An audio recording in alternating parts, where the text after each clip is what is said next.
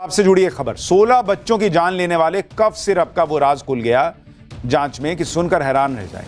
आपके बच्चे को भी खांसी है, कफ सिरप पिलाने वाले हैं तो पहले ये चैप्टर देख लेना भाई। भारत दुनिया का फार्मेसी हब कहलाता है, लेकिन इसी हब में नकली और घटिया दवाओं का ऐसा जाल बिछा है जिसे तोड़ना नामुमकिन होता जा रहा है और अब यह सिस्टम लोगों की जान पर भारी पड़ता जा रहा है। मध्य प्रदेश में ऐसी ही जहरीली दवा ने कोहराम मचाया।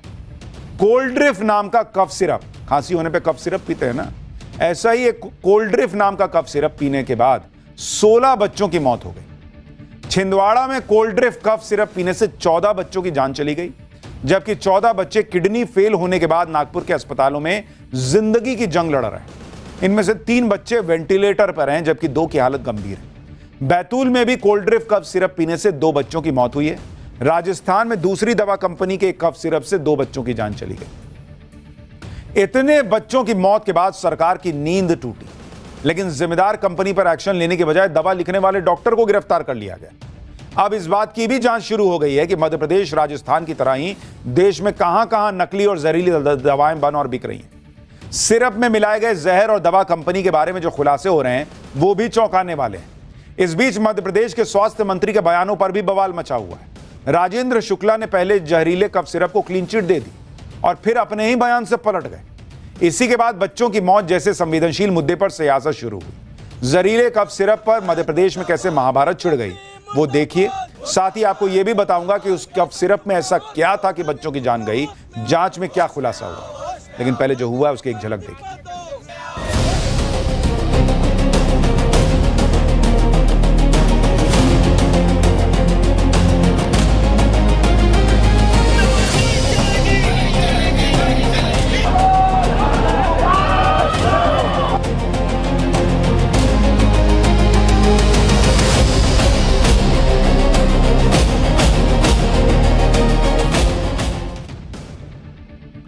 सोलह मासूमों की खांसी की दवा पीने के बाद मौत हो गई, लेकिन दवा कंपनियों की लॉबी इतनी मजबूत है बॉस कि दवा बनाने वाले और उसे चेक करने वालों पर तो एक्शन अभी तक कुछ खास दिखा नहीं।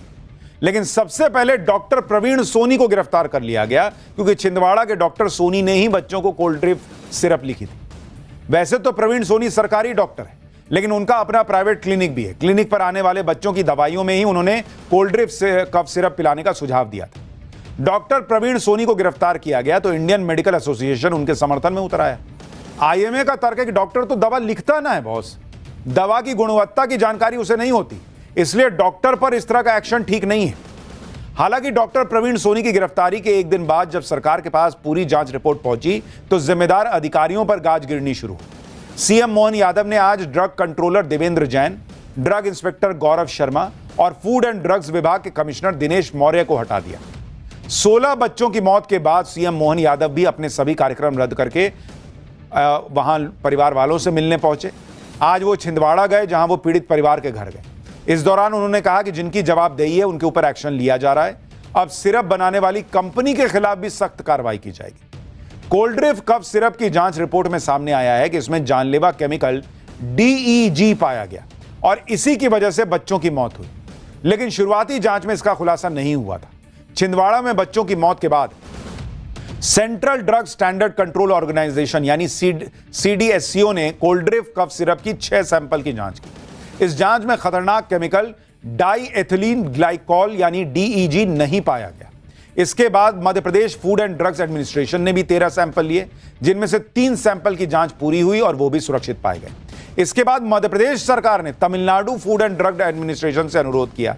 तब FDA ने कांचीपुरम की स्ट्रेसन फार्मा कंपनी से कोल्ड्रिफ कफ सिरप के सैंपल लिए।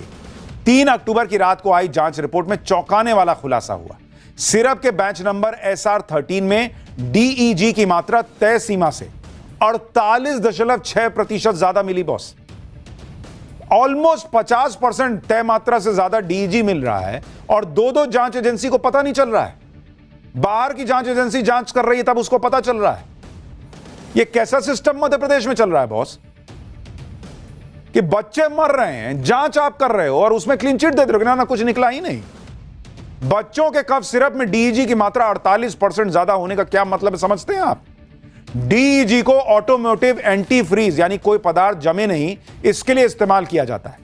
पॉलिएस्टर फाइबर बनाने के लिए कच्चे माल के रूप में इस्तेमाल किया जाता है और इसका इस्तेमाल hydraulic brake fluids, stamp pad ink, paint और प्लास्टिक के प्रोडक्ट्स में होता है। 2007 में अमेरिकी फूड ड्रग एडमिनिस्ट्रेशन ने डीईजी को जहर बताया था।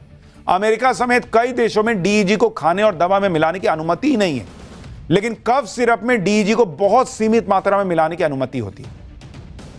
1 किलो सिरप में 1 ml डीईजी मिलाने पर भी यह जानलेवा हो सकता है। इससे मरीजों में उल्टी, बेहोशी, दिल संबंधी समस्याएं और किडनी फेल होने का खतरा होता है। यह सीधे नसों पर असर डाल सकता है और खासकर छोटे बच्चों के लिए तो बहुत घातक है। आप सोचिए, जो इतनी चीज घातक है वो तय मानक से 50% के करीब ज्यादा है और उसके बाद जो है वो पता नहीं चल पा रहा है एजेंसियों को, और एक्शन हो रहा है कि पहले डॉक्टर अरेस्ट कर लिए। ये क्या सिस्टम